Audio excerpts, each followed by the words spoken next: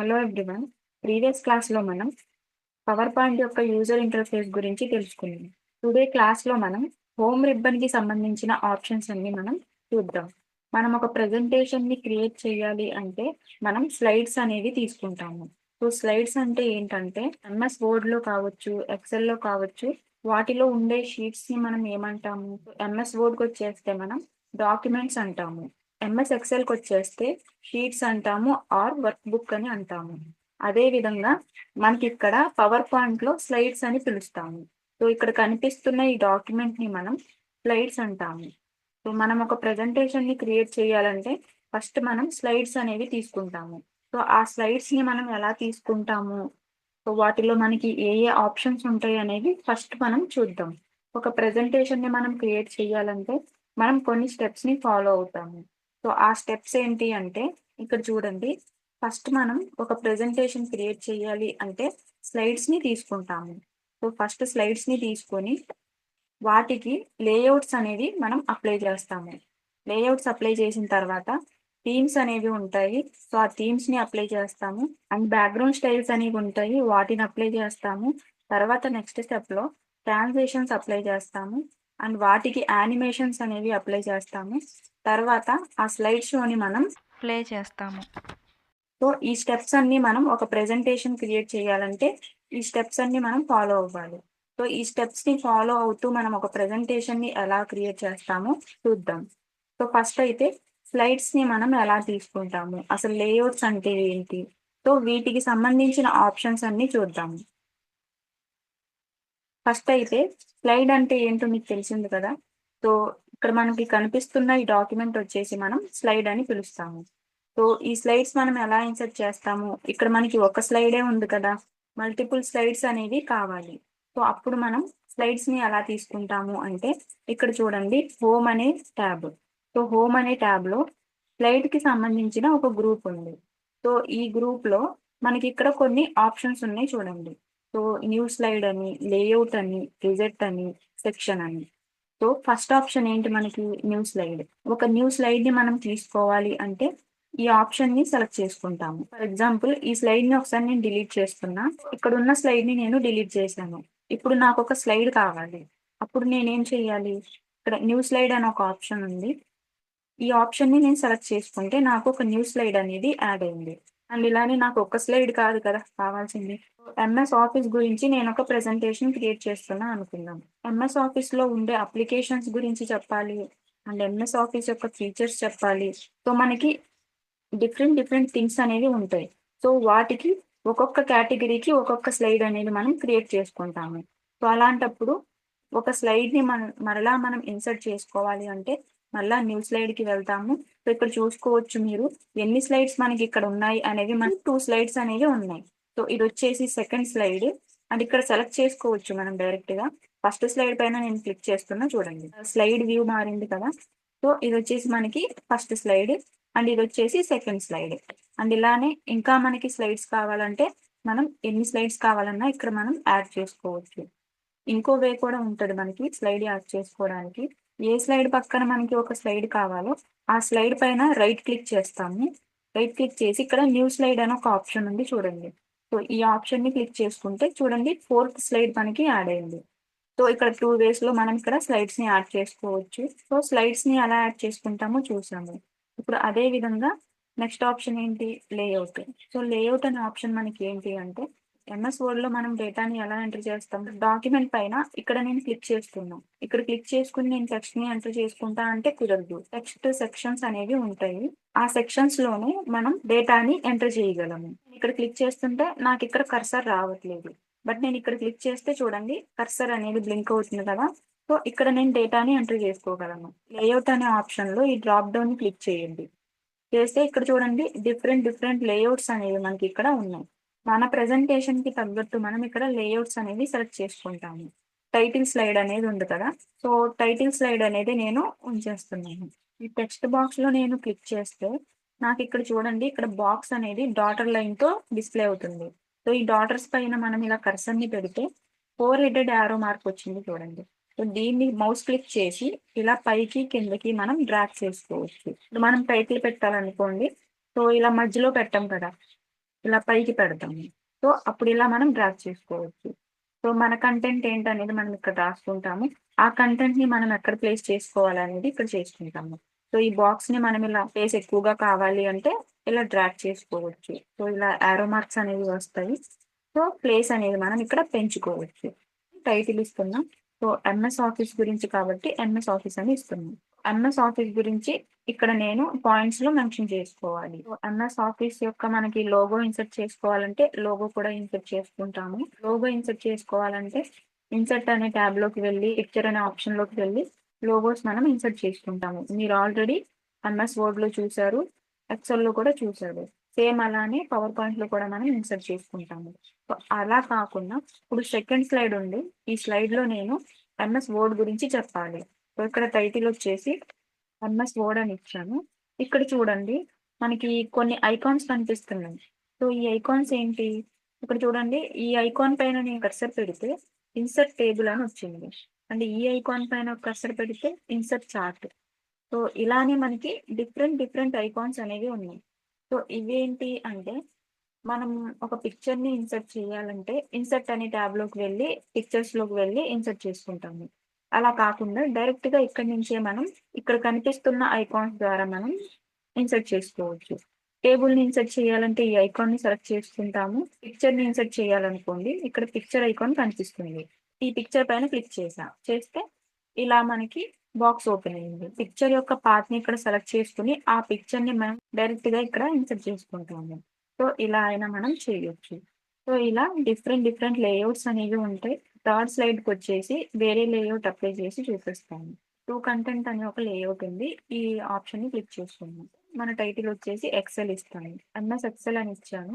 ఇప్పుడు ఎక్సెల్ అంటే మనకి టేబుల్స్ రూపంలో మనం చూపించాలంటే ఇక్కడ number of columns, number of rose అనేవి మనం ఇక్కడ ఇచ్చి ఓకే క్లిక్ చేస్తే ఇక్కడ టేబుల్ అనేది మనకి ఇన్సర్ట్ అయ్యింది. చూసారా? సో, ఇలా టేబుల్స్‌ని మనం ఇన్సర్ట్ చేసుకోవచ్చు. సో, ఈ విధంగా మనం స్లైడ్స్‌లో లేఔట్స్‌ని సెలెక్ట్ చేసుకుంటాము. సో, లేఔట్స్ అంటే ఏంటో మీకు అర్థమైంది కదా! సో, ఇక్కడ పిక్చర్స్‌ని ఎలా ఇన్సర్ట్ చేస్తామనేది కూడా ఒకసారి చూద్దాం. సో, ఒక పిక్చర్‌ని నేను ఇన్సర్ట్ చేయాలంటే ఇక్కడ పిక్చర్ తీసుకుంటున్నా. సో, డౌన్‌లోడ్స్‌లో ఇంట్రడక్షన్ పిక్ అనేది నేను ఇక్కడ యాడ్ చేస్తున్నాను. సో, ఈ విధంగా పిక్చర్స్‌ని మనం యాడ్ చేసుకోవచ్చు. అండ్ ఇక్కడ షేప్స్‌ని గూడా మనం ఇన్సర్ట్ చేసుకోవచ్చు. ఇక్కడ షేప్స్ అనే ఆప్షన్‌లో మనకి డిఫరెంట్ షేప్స్ అనేవి ఉన్నాయి.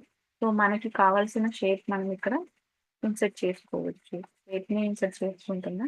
సో, చూడండి షేప్స్ రూపంలో కూడా మనం ఇక్కడ చూపించొచ్చు. సో, లేఔట్ అనే ఆప్షన్ ఏంటో మీకు అర్థమైంది కదా! సో, ఇదే విధంగా రిజల్ట్ అనే ఆప్షన్.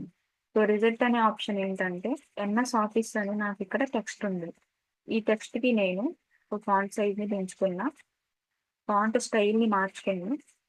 అండ్ కలర్‌ని కూడా రెడ్ అప్లై చేశాను.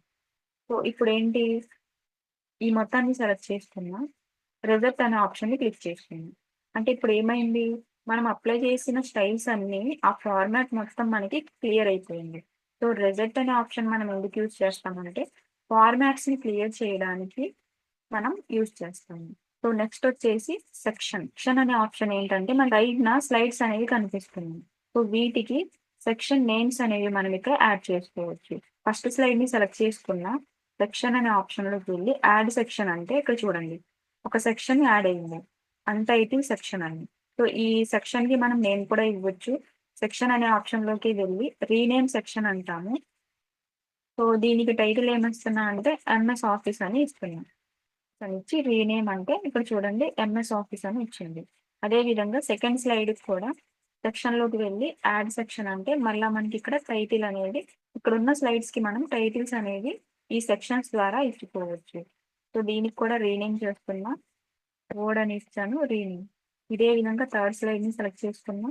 సెక్షన్‌లోకి వెళ్ళాను. Add section. మరలా సెక్షన్‌లోకి వెళ్లి రీనేమ్ సెక్షన్. సో, ఎక్సెల్ అని ఇచ్చాను. రీనేమ్.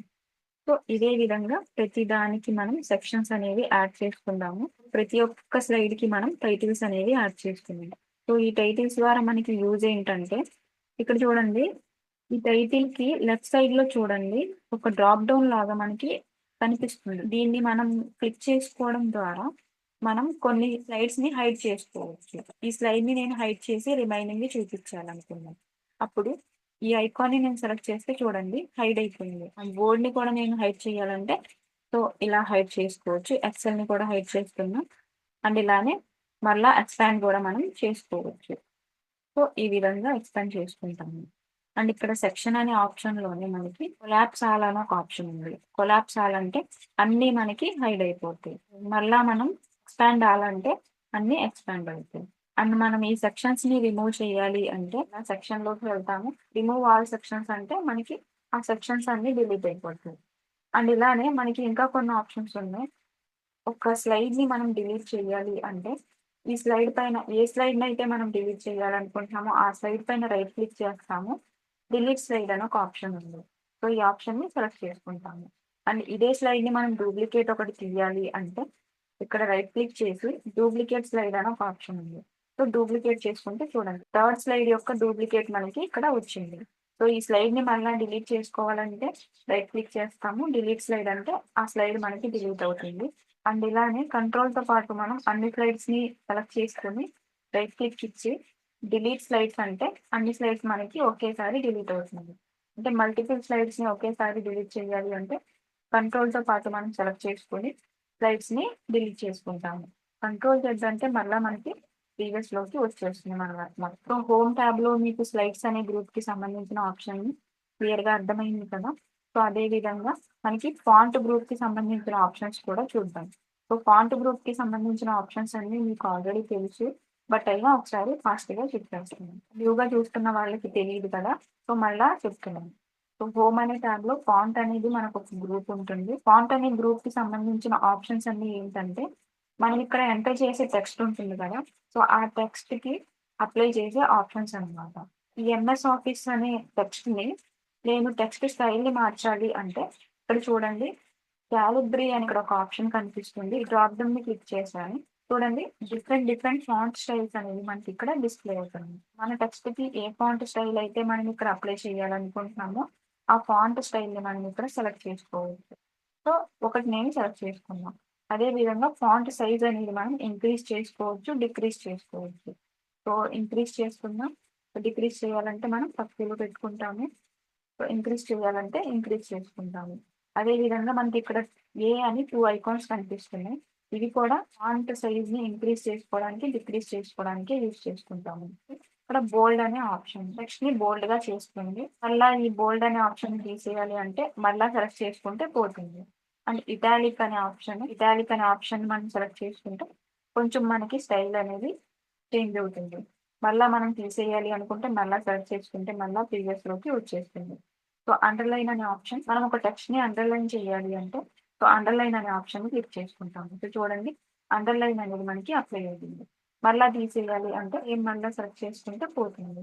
ఈ ఆప్షన్ వచ్చేసి మనకి స్ట్రైక్ త్రూ ఆప్షన్. టెక్స్ట్ పైన స్ట్రైక్ అనేది మనం డిస్ప్లే చేయాలి అంటే ఈ ఆప్షన్ ని సెలెక్ట్ చేసుకుంటే చూడండి స్ట్రైక్ అనేది పడిపోతుంది. సెలెక్ట్ చేస్తే మళ్ళా పోతుంది.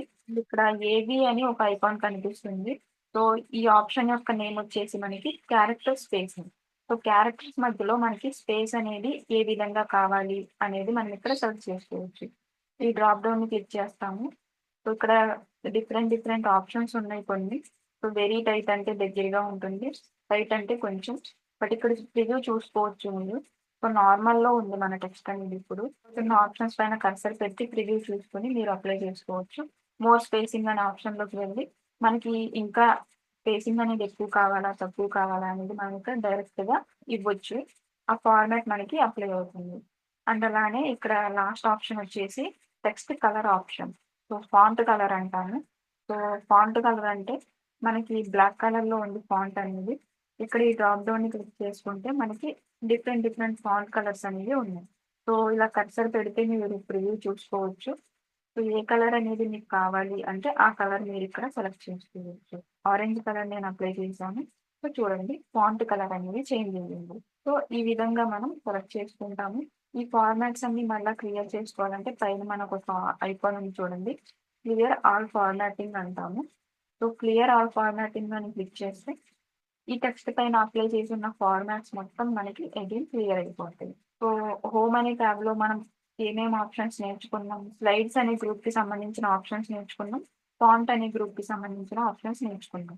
అండ్ ఇంకా పారాగ్రాఫ్కి సంబంధించిన ఆప్షన్స్ ఉన్నాయి, డ్రాయింగ్కి సంబంధించిన ఆప్షన్స్ ఉన్నాయి, ఎడిటింగ్కి సంబంధించిన ఆప్షన్స్ ఉన్నాయి, క్లిప్ బోర్డ్కి సంబంధించిన ఆప్షన్స్ ఉన్నాయి. సో ఇవన్నీ నెక్స్ట్ క్లాస్లో చూద్దాం. సో ఇక్కడ వరకు మీకు క్లియర్గా అర్థమైంది కదా. ఏమన్నా కన్ఫ్యూజన్ కనుక ఉంటే 1-2 సార్లు క్లియర్గా చూడండి. సో ఇది ఈరోజు క్లాస్. నెక్స్ట్ క్లాస్లో రిమైనింగ్ ఆప్షన్స్ ఏంటో చూద్దాం.